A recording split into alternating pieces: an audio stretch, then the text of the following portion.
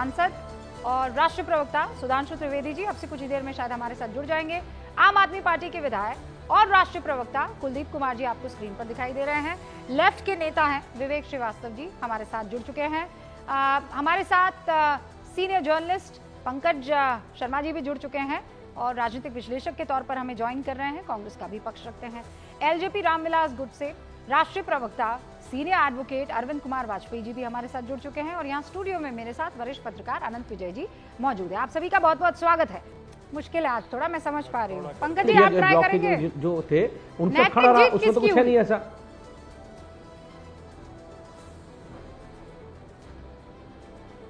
Pankaj sir, नैतिक जीत किसकी हुई? किसकी हुई? नैतिक जीत विपक्ष की हुई। नैतिक जीत इसलिए हुई, आप इस वाक्य का माहौल मत उड़ाइए। नैतिक जीत इसलिए हुई कि विपक्ष ने कम से कम क्रॉस वोटिंग कराने की कोशिश नहीं की। होती या नहीं होती अलग बात है। और सत्ता पक्ष के पास भारी बहुमत था, तो राष्ट्रपति पद का चुनाव उनके उम्मीदवार को जीतना ही था। लेकिन इसके बावजूद क्रॉस वोटिंग कराने की कोशिश अगर की तो किसने की? सत्ता पक्ष ने की। नहीं सेंधमारी। मेरी बात आप इस सेंधमारी को पंकज जी, नहीं पंकज जी, मुझे सुनिए, मैं एक तो आपके रहते मैं माहौल उड़ाना भी चाहूँ तो नहीं उड़ा पाऊंगी। आपकी इतनी इज्जत करती हूँ, मैं चाहूँ तो भी नहीं कर पाऊंगी। नहीं, मेरा नहीं, आप इस वाक्य कहा कि नैतिक जीत। हाँ, बस वो जहाँ मैं इशारा कर रही थी आप वहाँ पहुंच गए हैं। मैं एक बहुत सिंपल सा सवाल पूछ रही हूँ। आप लोगों ने याद है 2024 लोकसभा चुनाव के जब रिजल्ट आए थे, आपने कहा ये सब बैसाखी पर हैं, ये टीडीपी और जेडीयू ऐसे सेकंडों में औकात दिखा देंगे भारतीय जनता पार्टी को। मैंने सुना है अपने कानों से सर ये बात। और इस बार आपने कहा था ये तो मोदी जो हैं ये इतना भाई साहब जिसे कहते हैं सब पर डोमिनेट करते हैं कि जैसे ही मौका मिलेगा फौरन ये उस चंगुल से निकल जाएंगे। सर ना टीडीपी निकला ना जेडीयू निकली, चंगुल से एक सांसद तक नहीं निकल पाए। मतलब सोचिए, जिसकी तरफ आप लोग बार बार इशारा करते हैं, कांग्रेस के अध्यक्ष हाथ पकड़ पकड़ के जिनको ले भी जा रहे थे, वो भी सर जो हैं टिके रहे जहां पर पार्टी की लाइन और लेंथ थी। कौन गया इधर से उधर? आप बताएंगे, इंडिया गठबंधन के साथ ही बताएंगे। क्यों ये कितने मिलने थे सर? इसको वोट मिलने थे लगभग 440 के आसपास, और पा कितने जाते हैं सर? 452। कैसे पा जाते हैं ये लोग? 12 वोट ज्यादा मिले, वो सेंधमारी है ना। तो आप इस सेंधमारी को एक उपलब्धि के तौर पर पेश करना चाहती हैं तो करिए। भारतीय जनता पार्टी इसको एक उपलब्धि के तौर पर पेश करना चाहती है तो करे। लेकिन देखिए उपराष्ट्रपति के इस चुनाव में हुआ क्या। नरेंद्र भाई मोदी के लश्करियों ने शुरू से क्या हल्ला मचाना शुरू किया कि पी सुदर्शन रेड्डी को उपराष्ट्रपति पद का उम्मीदवार बनाकर कांग्रेस ने, विपक्ष ने न्यायपालिका की स्वतंत्रता पर, उसकी स्वायत्तता पर हमला किया है।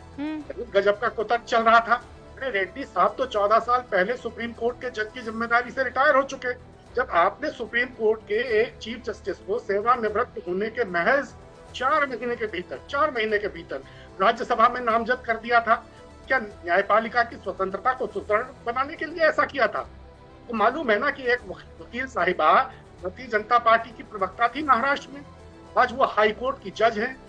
तो उनको जज बनाने से न्यायपालिका के नैतिक मूल्य मजबूत हो गए। नहीं पर सर ये तो फिर उस लिहाज से कुतर्क हो जाएगा ना कि भाई न्यायपालिका के एक सबसे बड़े चेहरे को राज्यसभा का सदस्य बना दिया गया था कि नहीं बना दिया गया था? पंकज जी, इतिहास के पन्ने पलटे जाएंगे तो फिर मैं यही कह रहा हूँ कि विपक्ष के उपराष्ट्रपति फिर उसके बाद राज्यसभा के बाद वापस से जज भी बना दिया गया, वापस जुडिशरी में भी लाया गया। सर मतलब ऐसा तो मैंने कभी नहीं सुना ना देखा।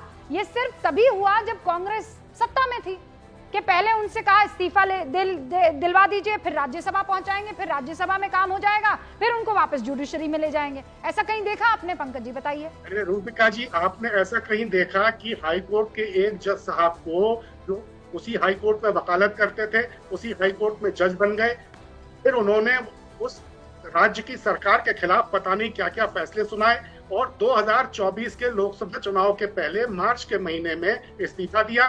2 दिन बाद भारतीय जनता पार्टी में भर्ती हो गए और उसके 2 दिन बाद अरे प्रधानमंत्री बहुत उदाहरण है नरेंद्र पंकज भाई जी। मोदी की जनसभा में उनके मंच पर थे, उनको लोकसभा टिकट दे दिया और आज वो लोकसभा में है। तो ये पंकज 4 जी, दिन ऐसे की तो मैं उनकी बहुत सारे जिंदगी में एग्जाम्पल 4 आपको दिन में गिना 4 सकती चांद हूँ। लग गए। मैं तो 4 बात दिनों इसकी में कर 4 रही हूँ चांद कि लगा आप दिए। लोग वोट चोरी कर रहे थे कि ये लोग वोट चुरा रहे हैं, वोट चुरा रहे हैं। सर ये लोग तो सांसद चुरा कर ले गए हैं, अनंत विजय जी, सांसद चुरा के। और जहां से शुरू हुआ था, खबरें क्या आ रही कि महाराष्ट्र में रातों रात चीजों को बदल दिया गया, रातों रात ये कर दिया, वो कर दिया ये। और सबसे बड़ी खबर यही आ रही है कि शिवसेना उद्धव वहां और शरद पवार जी के यहाँ से, हो सकता है वहां से कोई खेला हुआ।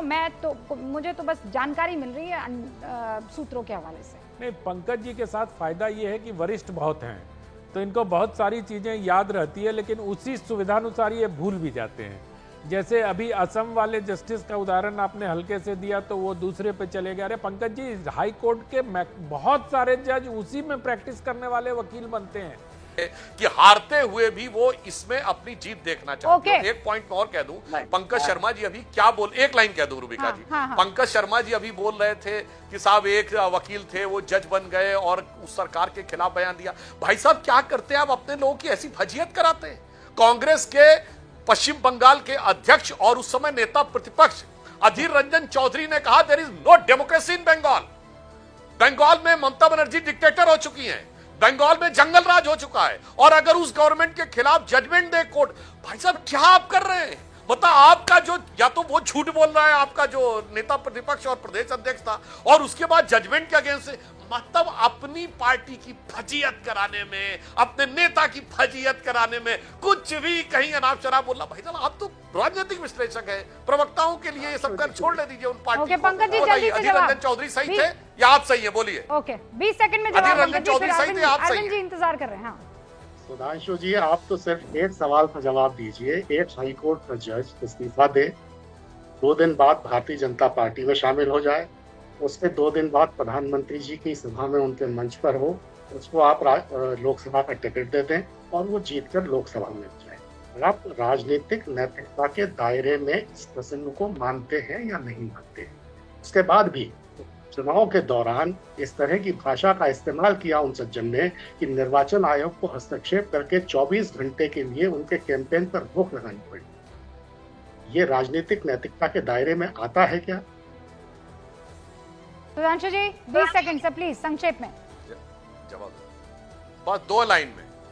भाई साहब पहले तो सुप्रीम कोर्ट के जज को ऑफिशियल कैंडिडेट बना दिया, उसके बाद आप पूछ रहे हैं। और जस्टिस बहरुल इस्लाम को भूल गए कि एक जज पहले इस्तीफा दे, फिर कांग्रेस पार्टी का प्रत्याशी रिटायर हो चुके लोकसभा का। जी 14 साल पहले, मैं तो 4 दिन में क्या से क्या हो गया की बात कर रहा हूँ। पूरी बात, 4 दिन में उनकी 4 चांद अरे लग गए। पूरी बात सुनिए भाई साहब, अरे पूरी बात तो सुनिए भाई साहब, आप पूरी बात सुनिए, बीच में डिस्टर्ब मत करिए। फिर आप ही सब ले लेंगे तो गड़बड़ हो जाएगी ना। पंकज जी और अनंत विजय जी और अरविंद वाजपेयी जी, इन तीनों को मैं वक्त देना चाहती हूँ सर। मैं कह रही हूँ आप लोग जब अपने ही सांसदों को नहीं रोक पाएंगे और पकड़ के रख पाएंगे तो वोट कहां से लेकर आएंगे? फिर कहेंगे वोट चोरी हो गया। बहुत बहुत शुक्रिया आप सभी का हमारे साथ जुड़ने के लिए। देखते रहिए न्यूज़ 18 इंडिया। गूंज देखने के लिए थैंक यू।